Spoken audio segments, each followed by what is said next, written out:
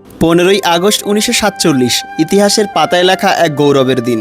দীর্ঘ সংগ্রামের শেষে স্বাধীনতার আলোয় আলোকিত হয়েছিল ভারত ভূমি সেদিন। অসংখ্য মানুষের ত্যাগ, অসংখ্য মানুষের আত্মবলিদান, অগণিত সংগ্রামী মানুষের স্বপ্ন, জেগে উঠেছিল স্বাধীন ভারতের সেদিন নতুন সকাল। আজও যখন তিরঙ্গা পতাকা আকাশে ওড়ে, হৃদয়ের ভিতরে গর্বের ঢেউ ওঠে। কিন্তু সেই গর্বের মাঝে কিছু প্রশ্ন নীরবে এসে দাঁড়ায় সামনে। স্বাধীনতা কি শুধু পতাকা ওড়ানোর নাম? স্বাধীনতা কি শুধু উৎসবের আর অনুষ্ঠানের নাম?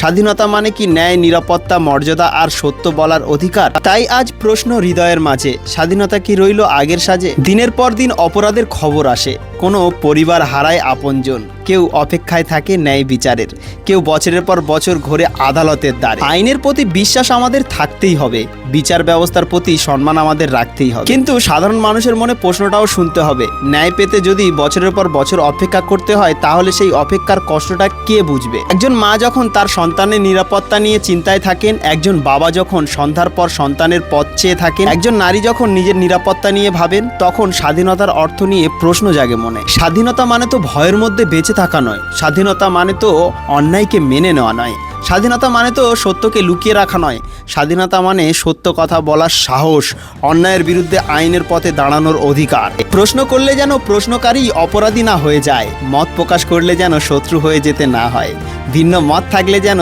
দেশপ্রেম নিয়ে প্রশ্ন না ওঠে। কারণ একটা কথা মনে রাখা দরকার, দেশকে ভালোবাসার অধিকার শুধু একজনের নয়, দেশের প্রতিটি নাগরিকের। কেউ কোনো রাজনৈতিক দলকে সমর্থন করতে পারেন, কেউ অন্য কোনো দলকেও সমর্থন করতে পারেন, কেউ কোনো দলের সঙ্গে থাকতেও না পারেন, তাতে দেশপ্রেম কমে যায় না। রাজনৈতিকের রং আলাদা হতে পারে, কিন্তু দেশের পতাকার রং আমাদের সবার। ধর্ম আলাদা হতে পারে, ভাষা আলাদা হতে পারে, মত আলাদা হতে পারে, কিন্তু ভারতবর্ষ আমাদের সবার। তাই ধর্মের নামে বিদ্বেষ নয়, রাজনীতির নামে বিভাজন নয়, মতের নামে অপমান নয়। আমরা চাই মুক্তি, আমরা চাই সংযম, আমরা চাই পারস্পরিক সম্মান। যারা স্বাধীনতার জন্য জীবন দিয়েছিলেন, তাদের স্মরণ করা শুধু মালা দেওয়া নয়, তাদের স্বপ্নের ভারত গড়ার চেষ্টা করাই হতে পারে তাদের প্রতি প্রকৃত শ্রদ্ধা। নেতাজি সুভাষচন্দ্র বসু, মহাত্মা গান্ধী, ভগৎ সিং, চন্দ্রশেখর আজাদ, মাওলানা আবুল কালাম আজাদ, খান আব্দুল গাফার খান, আশফাকুল্লাহ খান, হাকিম আজমল খান, আরও অসংখ্য পরিচিত অপরিচিত সংগ্রামী, যাদের ত্যাগের বিনিময়ে আমরা পেয়েছি স্বাধীনতার অধিকার। তাদের নিয়ে মত পার্থক্য থাকতে পারে,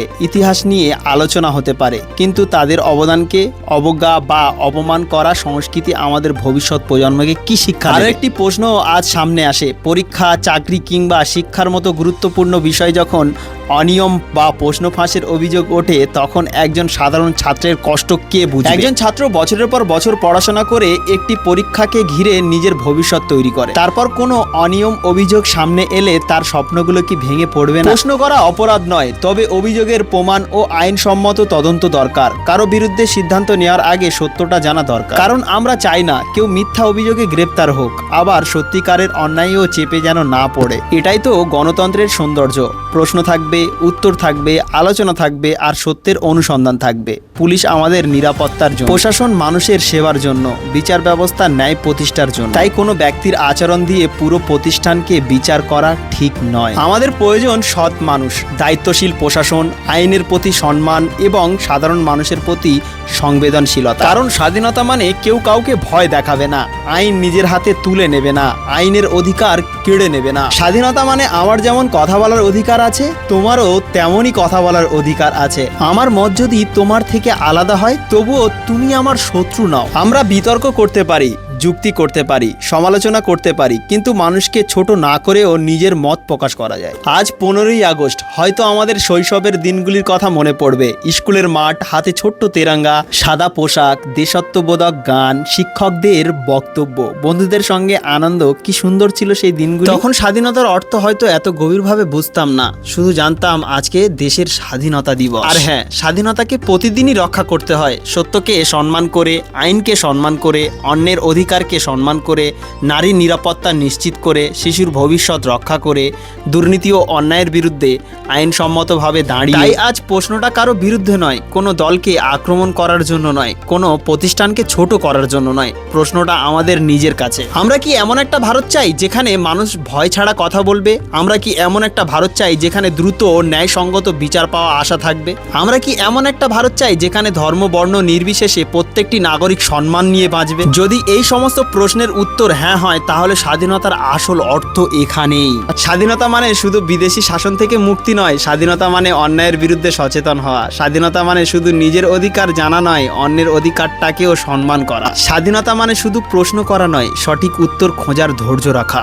আর স্বাধীনতা মানে শুধু দেশকে ভালোবাসার কথা বলা নয়, দেশের মানুষকে ভালোবাসা, দেশের আইনকে সম্মান রাখা, দেশের ভবিষ্যৎকে সুন্দর করার চেষ্টা করা। তাই আজ 15ই আগস্টে আমরা কারো বিরুদ্ধে নই, আমরা বিভাজনের পক্ষ নই, আমরা বিদ্বেষের পক্ষ নই। আমরা চাই সত্যের পক্ষে কথা বলার সাহস, ন্যায়ের পক্ষে দাঁড়ানোর শক্তি, অন্যায়ের বিরুদ্ধে আইনের পথে লড়াই করার অধিকার। যারা প্রাণ দিয়েছিলেন স্বাধীন ভারতের জন্য, তাদের প্রতি একটাই হোক আমাদের অঙ্গীকার, দেশের আগে, মানুষের আগে, ন্যায়ের আগে।